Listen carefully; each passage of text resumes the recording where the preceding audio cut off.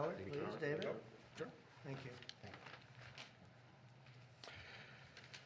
So I'm thrilled to be here today because President Trump has made it a fundamental, and now you're seeing the power of Donald Trump's presidency because TSMC, the greatest manufacturer of chips in the world, is coming to America with a $100 billion investment.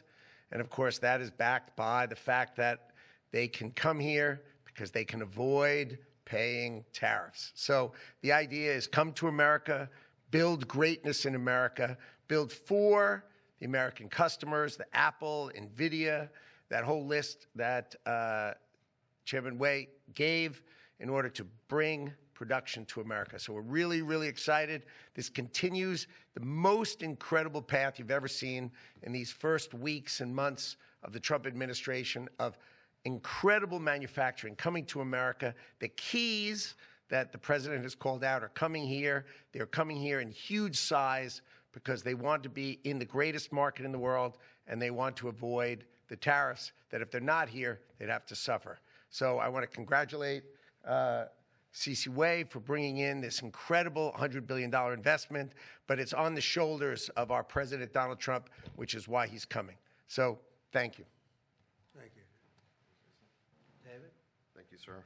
Well, the products that TSMC makes are literally the most important products in the world. I mean, these advanced chips power everything. They power AI, they power your phone, they power your cars, and without them, the whole modern economy would stop, but they're not made in the United States. So for TSMC to move here is a huge, huge development, and we owe that to President Trump's leadership on the economy and Secretary Lutnick as well. And CC, thank you for coming here. Thank you. Yeah. Thank you, David. So thank you very much. A big percentage of chips with this investment will be made now, a big percentage. Worldwide, we had very little, almost none. We used to have a lot with Intel, but we had very little, and we'll be at close to 40% of the market with this transaction and a couple of others that we're doing. That's a tremendous leap, like a leap that nobody would have really said was possible. So I just want to thank you all for being here. If you want a couple of questions, ideally on this subject, yes. You're probably talking about 20, 25,000 jobs, but it'll get bigger and bigger with time. Knowing this gentleman, it'll get bigger and bigger. There'll be no stopping him. Yeah, Brian, go ahead. In addition to the job, you talked about national security, and that's one thing I think a lot of Americans don't understand. Explain the national security aspect of this. Well, without the chips and semiconductors, nothing runs today. You can't buy a car without them. You can't get a radio, a television, you can't get anything. And we thought it was very important, obviously business-wise, but we thought even in terms of national security to have this large percentage of the chips, semiconductors, and other things that they make, the most important product. And not a product that you can really copy. It takes years and years. You know, on the needle of a pin is total genius. I mean, they can put things, I mean, something the size of the needle, the point of a pin, they put information that is just not even believable. So if you would see this, it's just really something. Yes, Brian? One aspect of that. Honda announced they're coming to Indiana because of the tariffs. Once again, that's right. Bringing additional jobs in manufacturing. You want to comment on that as well? Well, Honda's coming, and I told you about Apple that they're going to be starting to build massively here, $500 billion. And we have many other companies going to be announced, but we had many that have already announced. And now it's going to be great. It's looking really strong. I don't think this country has ever seen anything like we're seeing right now. Now, the tariffs, as you know, will start a week earlier than the reciprocal, which is going to be on a couple of weeks earlier. Reciprocal tariffs start on April 2nd. And I wanted to make it April 1st, but I didn't want to go April Fool's Day because that costs a lot of money, but that one day. But so we're going April 2nd. But very importantly, tomorrow tariffs 25% on Canada and 25% on Mexico, and that'll start. So they're going to have a tariff. So what they have to do is build their car plants, frankly, and other things in the United States, in which case they have no tariffs. In other words, you build, and this is exactly what Mr. Wei is doing, by building here. Otherwise, they'll build, if they did them in Taiwan to send them here, they'll have 25% or 30% or 50% or whatever the number may be someday. It'll go only up. But by doing it here, he has no tariff, so he's way ahead of the game. And I would just say this to people in Canada or Mexico, if they're going to build car plants, the people that are doing them are much better off building here because we have the market. We're the market where they sell the most.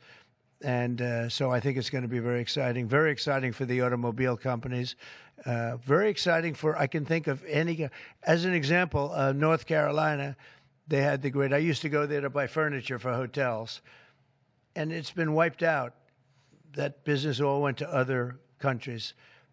And now it's all going to come back into North Carolina, the furniture manufacturing business, please. Is the Ukraine minerals deal now dead, or can it be revived? Well, I'll let you know. We're making a speech. You probably heard about it tomorrow night, so I'll let you know tomorrow night. But no, I don't think so. I think it's a great deal for us because, you know, Biden very, very foolishly, stupidly, frankly, gave $300 billion and $350 billion more accurately to a country to fight and to try and do things. And you know what happened? We get nothing. We get nothing. Just gave it. We could have rebuilt our entire U.S. Navy with $350 billion. Think of it, $350 billion. We could have rebuilt our U.S. Navy. So he gave it away as fast as the money could be gone. And what we're doing is getting that all back and a lot more than that. And we need, it's very important for this business that we're talking about here with chips and semiconductors and everything else. We need rare earths.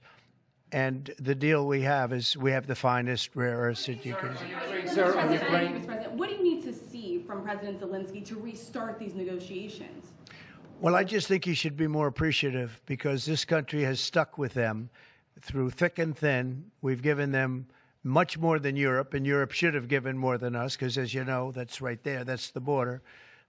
This country really was like the fence on the border. It was very important to Europe, and I'm not knocking Europe. I'm saying that they were a lot smarter than Joe Biden because Joe Biden didn't have a clue. He just gave money hand over fist, and they should have been able to equalize with us. In other words, if we gave $1, they should have given. Well, we gave $350 billion. They probably gave $100, but on top of it all, they get their money back because they're doing it in the form of a loan, and it's a secured loan. So when I saw that, which I've known about for a little while, I said it's time for us to be smart. At the same time, it's great for them because they get us in the country taking the rare earth, which is going to fuel this big engine, and especially the engine that we've in a very short time created, and we get something, and we're there. We have a presence there. With all of that being said, I want one thing to happen. I want all of those young people to stop being killed. They're being killed by the thousands every single week. Last week, 2,700 were killed. 2,700 young, in this case, just about all young boys from Ukraine and from Russia. And that's not young people from the United States, but it's on a human basis. I want to see it stop.